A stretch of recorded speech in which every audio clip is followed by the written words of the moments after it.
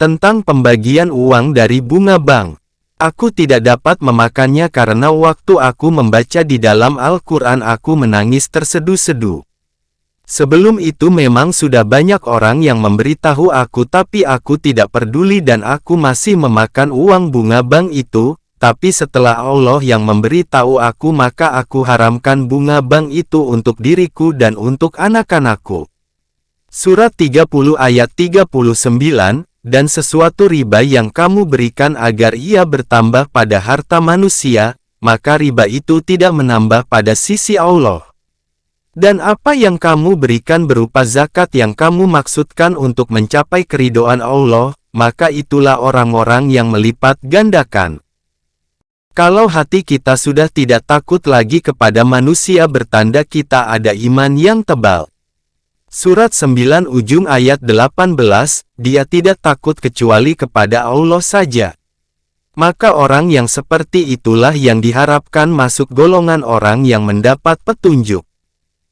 Kalau engkau yakin, berteguh hati, tawakal kepada Allah maka rezekimu akan mengalir deras itu pasti. Dari arah yang tidak disangka-sangka. Surat 11 ayat 3, dan minta ampunlah kepada Tuhanmu dan bertobatlah kepadanya niscaya dia akan memberi kenikmatan yang memuaskanmu sampai pada waktu yang telah ditentukan. Dan dia akan memberikan karunia-Nya kepada setiap orang yang mempunyai kebaikan. Dan jika kamu berpaling, maka sesungguhnya aku cemas kamu akan mendapat siksaan pada hari yang besar. Surat 34 ayat 24, katakanlah kepada mereka, siapakah yang memberi rezeki kamu dari ruang angkasa dan dari bumi? Katakanlah, Allah. Kami atau kamukah yang mendapat petunjuk atau yang tersesat? Cerita yang lain lagi terjadi. Sifat manusia selalu mempersekutukan Allah. Surat 12 ayat 106, kebanyakan mereka tidak beriman kepada Allah. Mereka tetap mempersekutukan Allah, menerangkan bahwa Zabur, Taurat, Injil, dan Al-Quran adalah satu buku. Dan orang-orang yang berselisih tentang kitab itu. Surat 2 ayat 176, keadaan demikian terjadi karena Allah telah menurunkan kitab membawa kebenaran. Dan sesungguhnya orang-orang yang mempersoalkan kebenaran isi kitab itu, sudah jauh sekali tersesatnya dari kebenaran. Surat 2 ayat 213, manusia adalah satu umat, maka Allah mengutus para nabi untuk menyampaikan kabar gembira dan memberi peringatan dan Allah menurunkan kitab dengan benar untuk memutuskan persoalan-persoalan yang mereka pertengkarkan.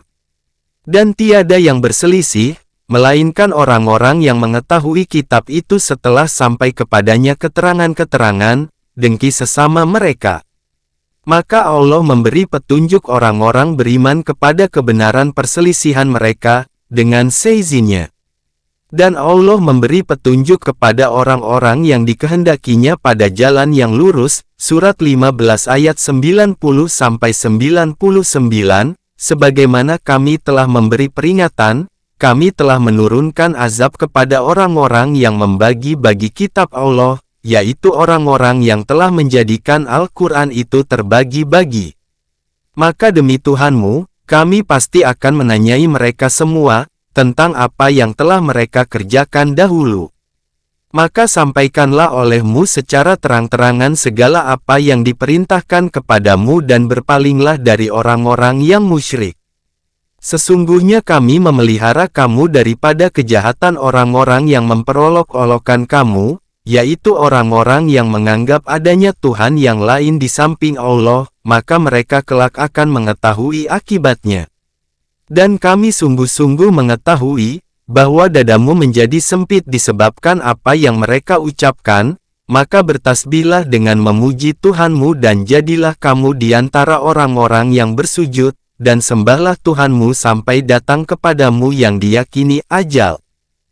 Cerita yang lain lagi terjadi.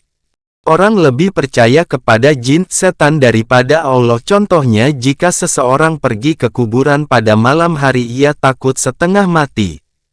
Tapi kebanyakan manusia tidak takut dengan larangan Allah, manusia tetap melakukan hal-hal yang dilarang Allah. Kalau manusia itu ada masalah maka mereka minta bantuan para dukun. Surat 22 ayat 1, Wahai manusia, takutlah kepada Tuhanmu. Sesungguhnya goncangan hari kiamat itu suatu peristiwa yang besar. Surat 34 ayat 41, para malaikat menjawab, Maha suci Engkau.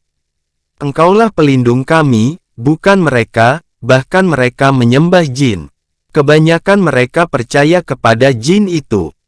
Inilah yang selalu ada dalam hatiku pada setiap kali aku bertanya, tidak ada orang yang dapat memberi keterangan yang begitu jelas kepadaku. Tapi Allah selalu memberi jawaban kepadaku di dalam hatiku dengan begitu jelas sekali. Surat 64 ayat 11, tidak ada sesuatu musibah pun yang menimpa seseorang kecuali dengan izin Allah, dan barang siapa yang beriman kepada Allah, niscaya dia akan memberi petunjuk kepada hatinya. Dan Allah Maha mengetahui segala sesuatu. Jika karunia ingin ditambah terus maka kita harus menjaganya, mengucapkan syukur, maka akan ditambahnya lagi. Surat 2 ayat 105, orang-orang kafir dari ahli kitab dan orang-orang musyrik tiada menginginkan diturunkannya sesuatu kebaikan kepadamu dari Tuhanmu.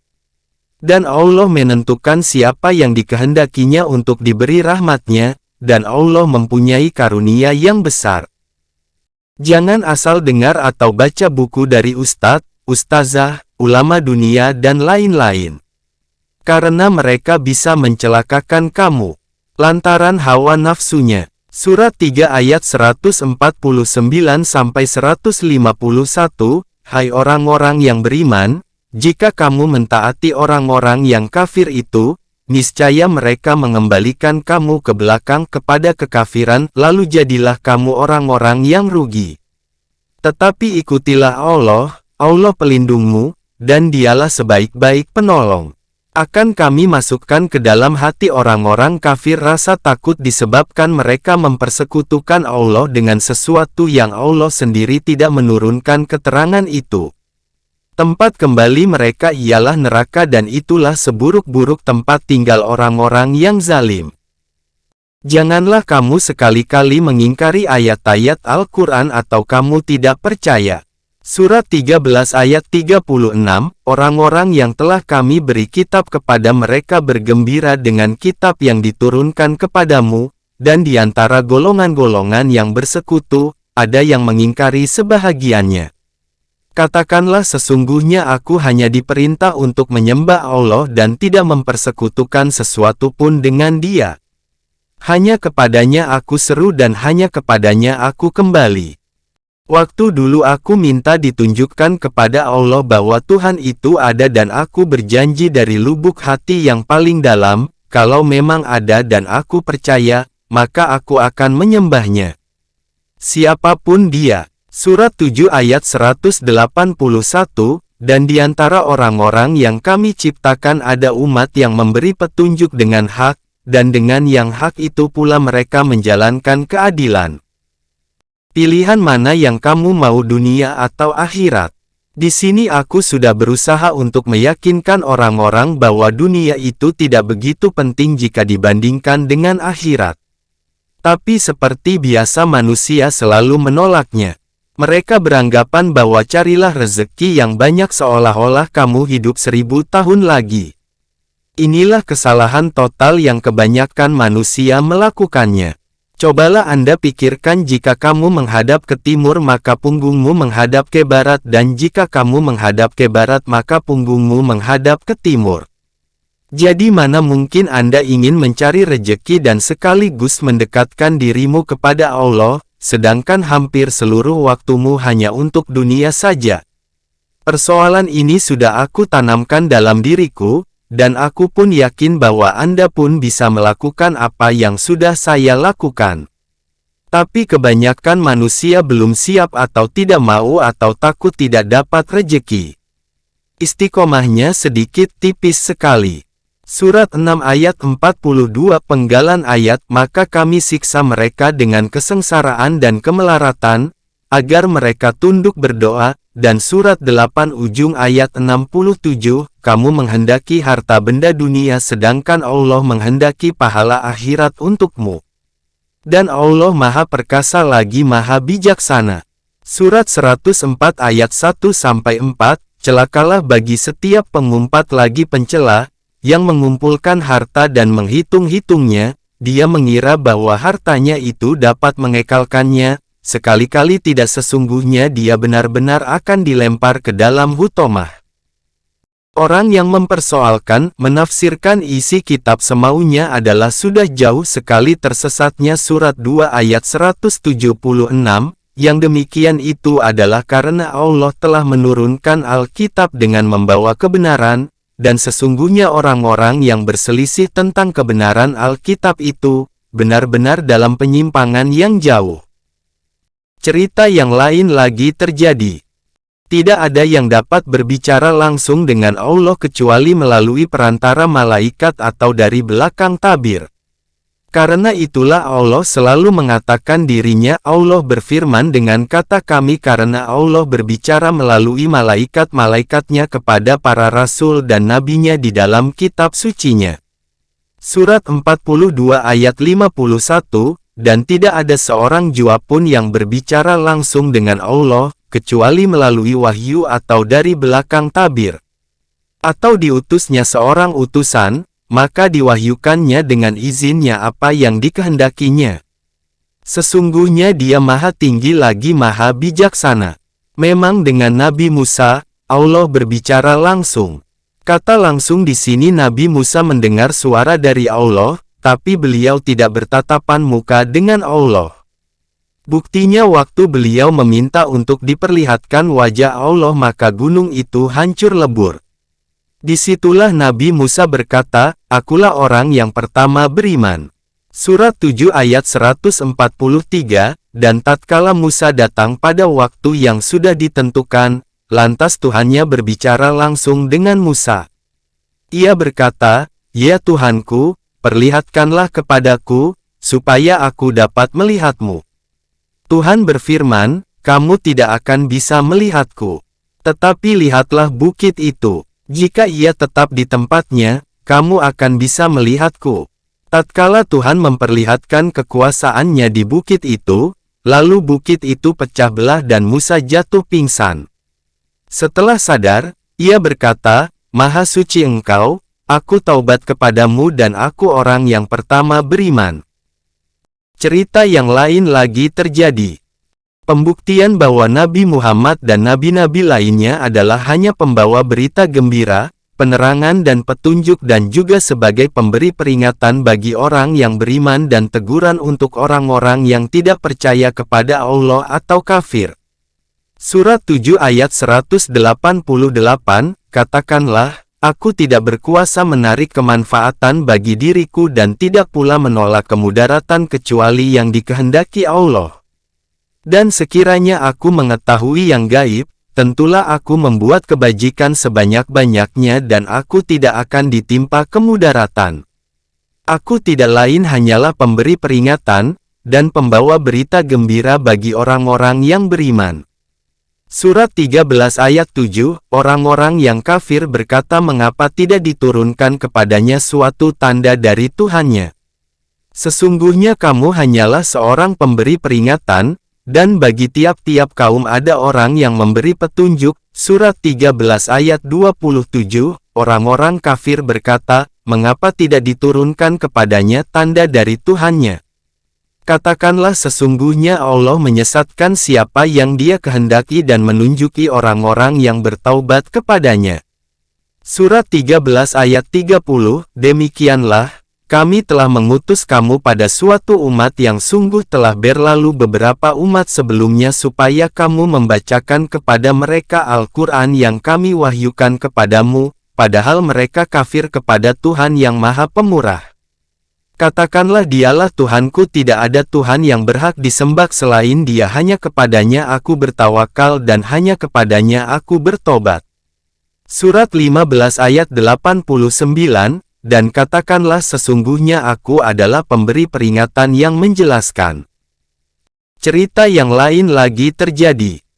Tanggal 1 September tahun 2000, yang paling saya tidak suka adalah jika orang berkata bahwa Allah menciptakan keburukan.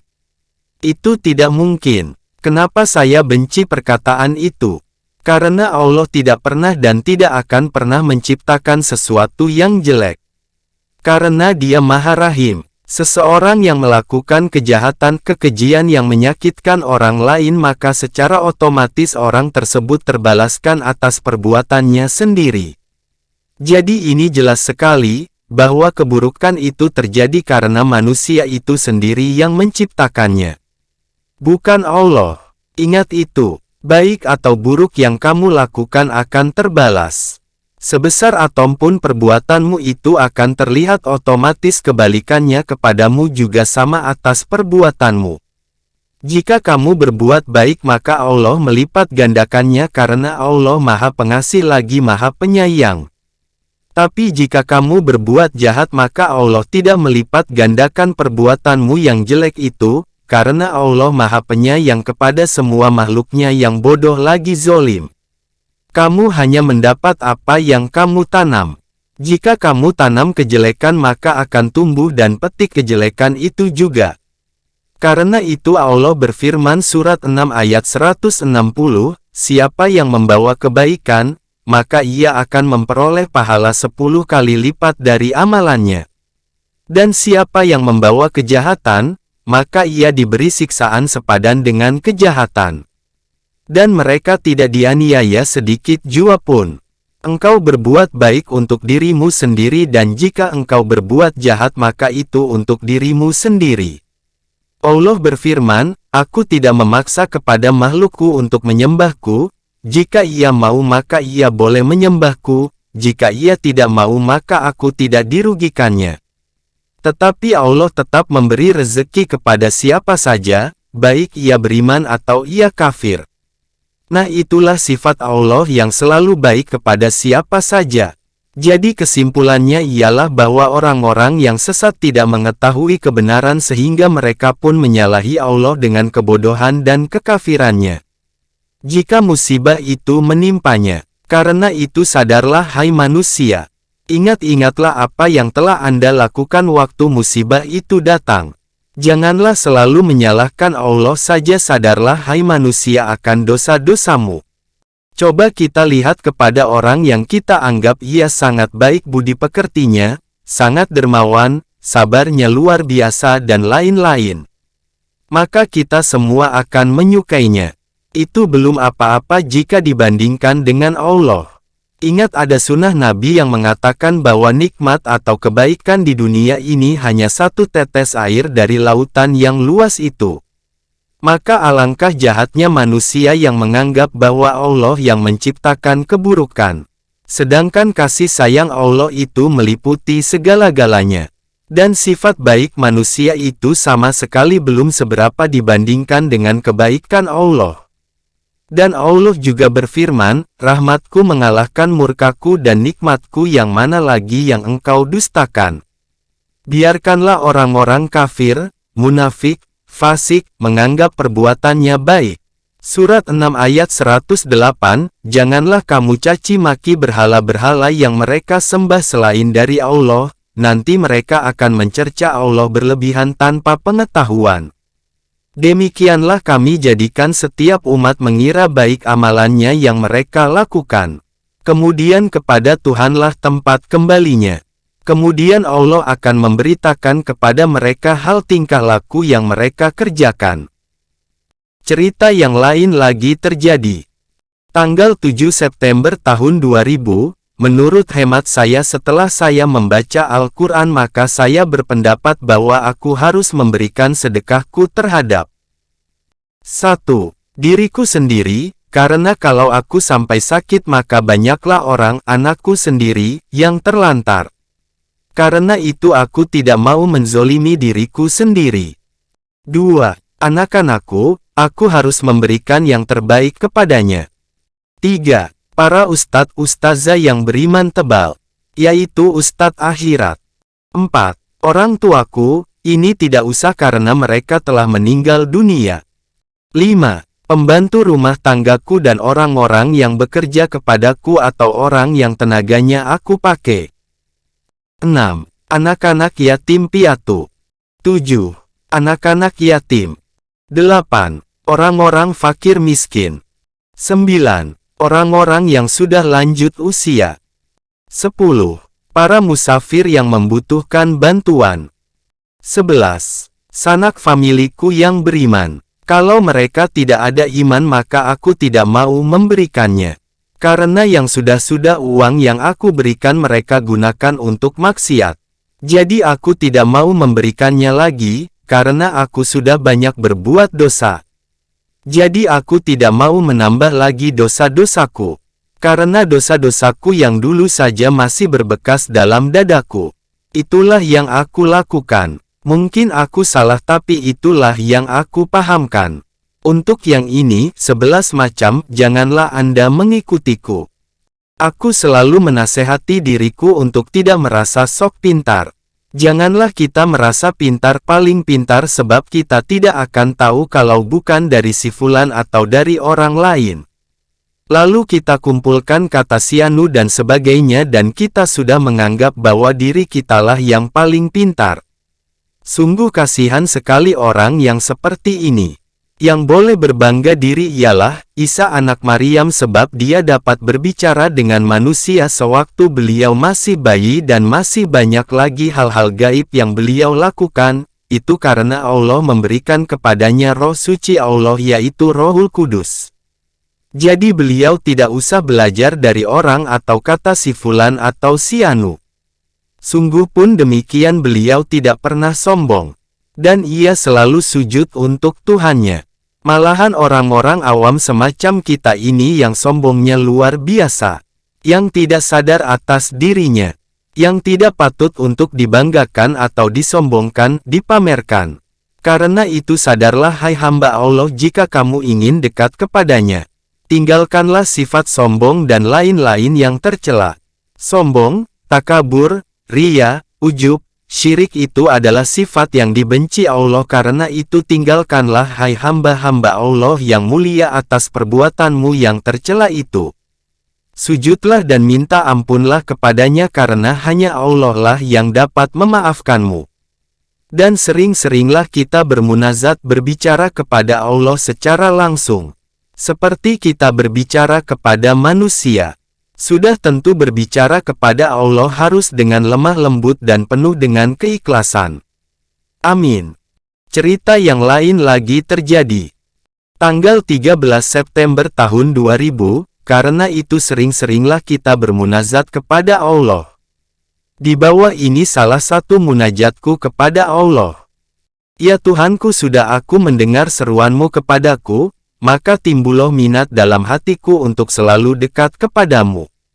Dan menjalankan perintahmu untuk kebahagiaanku di dunia dan di akhirat dan menjauhkan semua laranganmu untuk kesucian diriku. Tetapi kelemahan dan kebodohanku selalu mendorongku ke jalan yang engkau tidak sukai, karena engkau tahu jalan itu hanya akan menjadi penderitaan untuk diriku.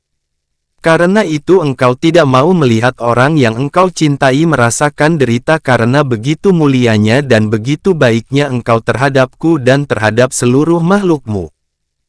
Tuhanku yang maha bijaksana, engkau selalu mengampuniku. Setiap hari dalam hidupku hanya dosalah yang dapat aku perbuat. Tetapi engkau selalu memaafkan aku dalam kebodohanku ini. Tuhan, engkau tidak pernah mencelakakanku, padahal seluruh jalan yang ku tempuh jalan yang gelap dan salah. Kerap kali engkau maafkan aku. Sungguh luar biasa kebaikan-Mu Allah. Tuhanku, engkau telah memberikan aku harta yang begitu mulia yaitu cinta, yang selamanya tidak pernah akan habis dan sirna. Dan engkau selalu menyinari hatiku dengan nur-Mu yang begitu indahnya, cahaya-Mu yang selalu menerangi jiwaku. Beberapa kali aku terperosok karena kegelapan tapi engkau dengan serta-merta menerangiku dengan cahaya-Mu sehingga aku bangkit. Karena dapat melihat lagi, sungguh baiknya engkau Tuhanku. Nikmat kebahagiaan yang luar biasa adalah jika aku selalu dapat dekat kepada engkau ya Tuhanku. Hanya orang-orang bodohlah yang menjauhkan dirinya darimu. Karena mereka tidak tahu akan nikmat yang mereka akan rasakan. Ilahi, Engkau tahu apa yang ada dalam hatiku, amat banyak dosa-dosaku. Aku sia-siakan waktuku padahal anugerah-Mu selalu meliputiku. Dosaku yang begitu banyak aku sembunyikan dari makhluk-Mu karena aku malu.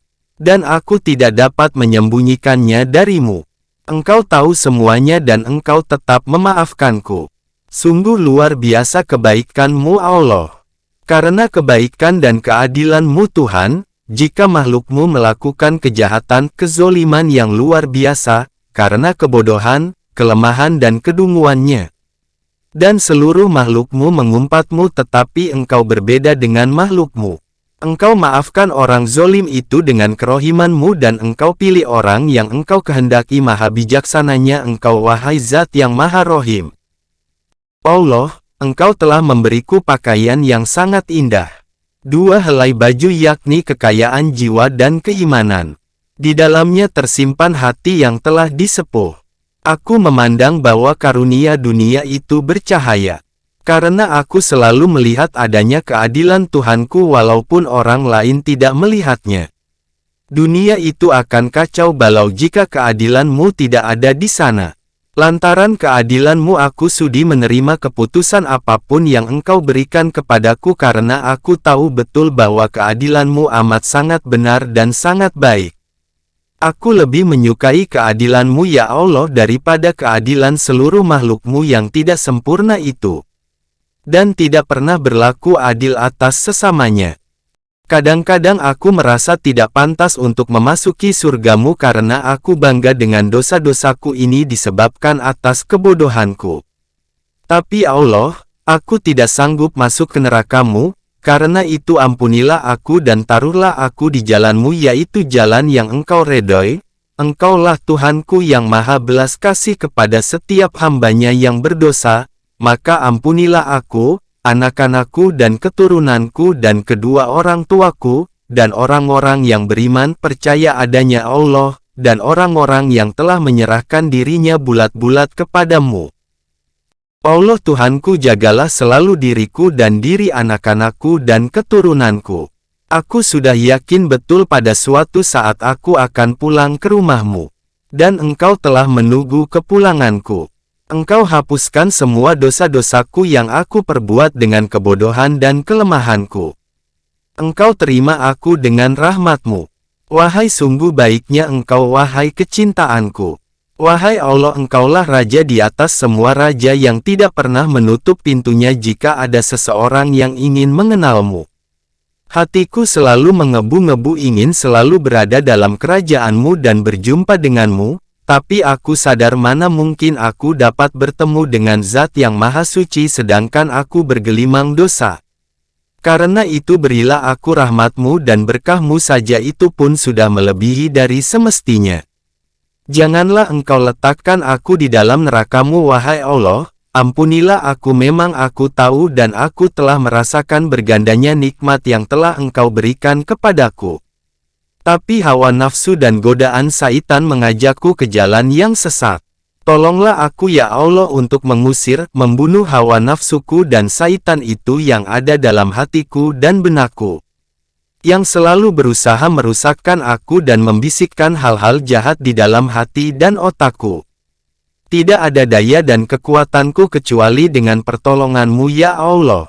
Bagaimana aku begitu berani mengharap keridhaan-Mu, padahal aku masih tetap aku, karena godaan hawa nafsu dan iblis itu. Dan juga bagaimana aku tidak mengharapkan Engkau ya Allah karena hanya Engkaulah yang dapat mengampuni dan menolong aku. Kedurhakaanku kepadamu terbit karena kelemahan dan kebodohanku, maka tolonglah aku wahai Allah Zat yang Maha Pemurah, supaya aku sadar dan dapat melihat mana yang baik dan mana yang buruk. Karena aku yakin adanya pertalian antara aku dengan Engkau Allah. Kumohon ampunan-Mu, lantaran kecintaan-Mu tersebar menyeluruh ke seluruh alam. Tuhan, ampunilah dosa-dosaku. Aku minta maaf kepadamu. Dari salah satu di antara asma-Mu yaitu Maha Pengampun. Allah sangat arif kepadaku atas kebebalanku. Ya Allah, ampunilah, maafkanlah atas semua kesalahanku, gantilah kesalahanku dengan kebaikan. Berilah aku permata perhiasan yakni ingat selalu dekat akan Engkau. Berilah aku taufik dan hidayah-Mu. Taruhlah aku di jalan keselamatan-Mu. Begitu juga terhadap anak-anakku dan keturunanku dan kedua orang tuaku dan seluruh muslimin. Berilah kami kebahagiaan yang kekal di dunia dan di akhirat. Dan juga salam dan rahmat kupanjatkan kepadamu wahai Nabi Muhammad dan juga untuk seluruh nabi-nabi dan rasul-rasul yang dengan begitu tinggi kesabarannya untuk meyakinkan kepercayaan manusia kepada Allah. Dan penulis ini secara pribadi mengucapkan terima kasih yang banyak tak terhingga kepada Nabi dan Rasul itu. Beliau semua berusaha keras untuk menyebarkan agama Allah hingga sampai pengajarannya itu kepadaku. Terima kasih sebesar-besarnya wahai nabi-nabi dan rasul-rasul. Sungguh mulia tabiatmu. Maafkanlah aku atas keteledoranku terhadapmu waktu dulu. Allah Engkau sumber kebahagiaan, hidupkanlah aku dalam kebahagiaanmu dan masukkanlah aku ke dalam surgamu yang penuh dengan bahagia. Amat sangat suci dan amat tinggi Engkau ya Tuhanku yang mempunyai seluruh kemuliaan dan keagungan yang tidak ada batasnya. Amin, ya Allah kabulkanlah doaku. Cerita yang lain lagi terjadi.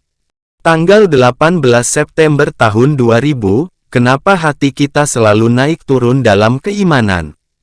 Lihat surat Al-Mutaffifin ayat 14, sekali-kali tidak, sebenarnya apa yang selalu mereka usahakan itu menutup hati mereka. Keimanan seseorang selalu naik dan turun disebabkan salah manusia itu sendiri. Allah telah menyuruh kita berinisiatif dengan kehidupan ini.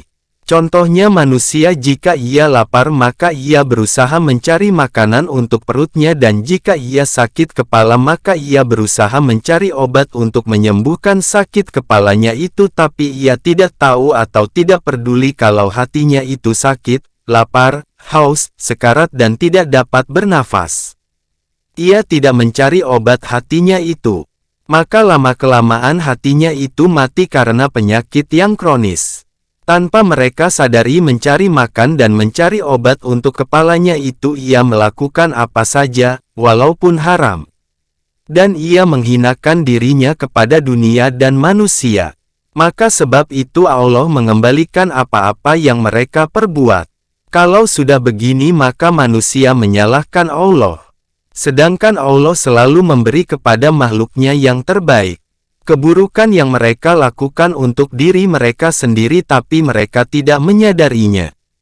Akibat lapar dan sakit kepala engkau tahu cara berinisiatif sendiri tapi waktu hatimu sakit kenapa engkau tidak berinisiatif? Alangkah bodohnya manusia itu.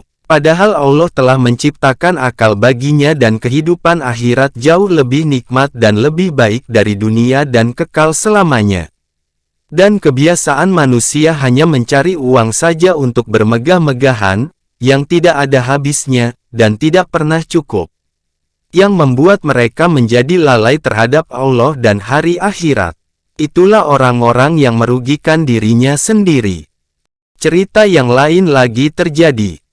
Hari ini tanggal 21 September tahun 2000, entah kenapa beberapa hari yang lalu setelah aku membaca tafsir Ibnu Qayyim, masalah surat At-Takasur yang menyatakan untuk apa masa mudamu kamu habiskan dan untuk apa hartamu engkau habiskan.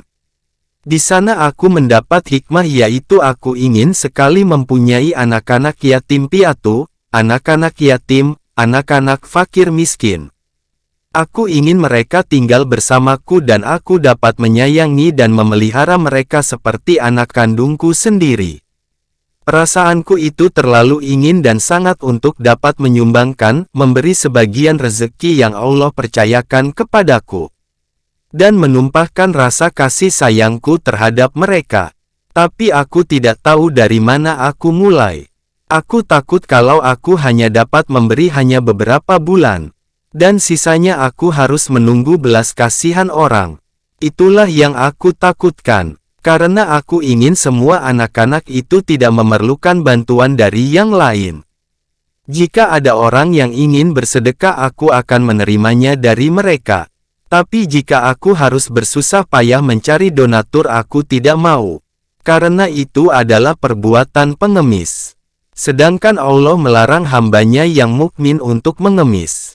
Itulah yang aku pegang karena aku sudah beristiqomah hanya kepadanya. Mudah-mudahan Allah menggampangkan semua rencana aku ini. Amin. Cerita yang lain lagi terjadi. Tanggal 7 Oktober tahun 2000, malam minggu sabis ceramah di musola, guruku memberikan pendapat kepadaku setelah ia membaca tulisanku ini. Ia berkata bahwa tulisanku perlu diberi plastik. Karena kata-katanya terlalu blak-blakan, memang aku suka yang blak-blakan daripada penuh dengan kemunafikan. Itulah saya. Saya menulis ini karena inilah yang saya rasakan dan inilah yang aku tulis. Cara menulis sama dengan cara aku berbicara. Aku menulis karena aku menumpahkan rasa yang ada dalam hatiku.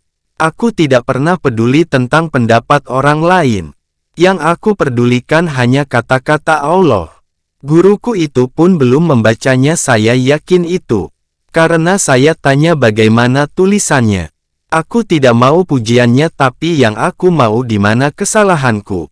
Maka terlihatlah di wajahnya bahwa ia belum membacanya. Dan dengan laga sok tahu seolah-olah ia telah membacanya, ia mengutarakan ini dan itu. Saya hanya senyum saja untuk menghadapi Ustadz dunia itu. Kalau ia membutuhkan pertolonganku maka ia memaksaku untuk menolongnya, tapi jika aku minta tolong hanya membaca naskahku ini sepertinya ia malas sekali dan tidak punya waktu. Oh Tuhan, di mana aku harus mencari guru manusia yang betul-betul guru akhirat?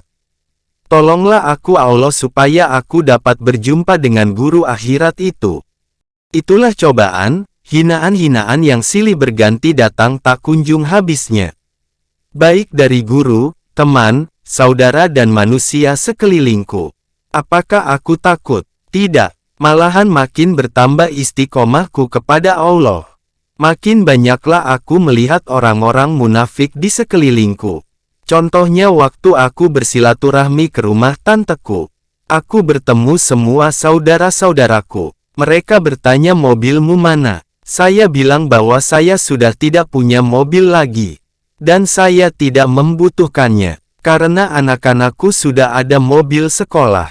Dan aku tidak pernah keluar. Jika aku keluar jauh maka saya naik taksi.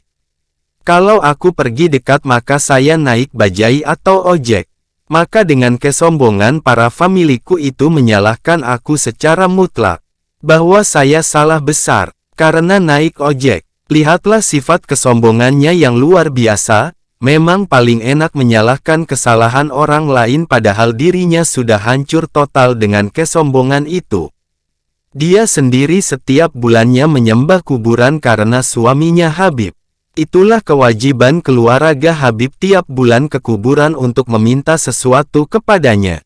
Apakah itu benar? Atau naik ojek itu suatu perbuatan dosa besar?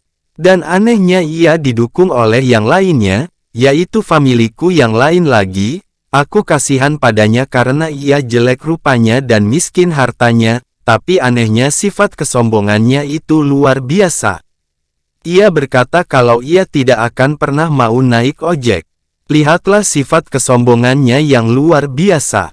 Kasihan ia di dunia hidup melarat dan di akhirat mendapat laknat. Dan saudara-saudaraku yang lainnya seperti biasa membeo. Yang lebih heran lagi tanteku berkata bahwa ia mau mengecek guruku. Apakah guruku itu benar? Sungguh kasihan sekali tanteku itu. Ia telah mendapat azab di dunia ini. Banyak sekali orang yang benci kepadanya akibat mulutnya yang kasar. Dan ia tidak sadar atau mungkin karena terlalu banyak dosa yang sudah dibuatnya. Jadi ia menganggap bahwa aku salah karena telah mengikuti agama yang benar. Sedangkan ia merasa selalu berjalan pada jalan yang benar. Ya Allah, bukalah pintu hati tanteku dan familiku supaya mereka jangan terlalu sombong. Bahwa naik ojek gengsi dong. Biarkanlah anjing menggonggong, kafilah tetap berjalan. Aku sudah tidak peduli lagi dengan manusia, yang aku pedulikan adalah hanya Allah. Karena itu Nabi Muhammad bersabda, Allah mengharamkan orang yang sombong untuk mencium baunya surga. Sungguh kasihan orang-orang yang sombong itu. Orang yang jujur, sidikin yaitu berpaling dari sesuatu yang selain Allah Ta'ala karena takut berpaling sesaat umurnya kepada sesuatu yang tidak berfaedah karena untuk menambah dekat ke sisi Allah Azza wa Jalla. Meskipun ia mengetahui dan yakin bahwa hal itu tidak menyampaikan kepada yang haram.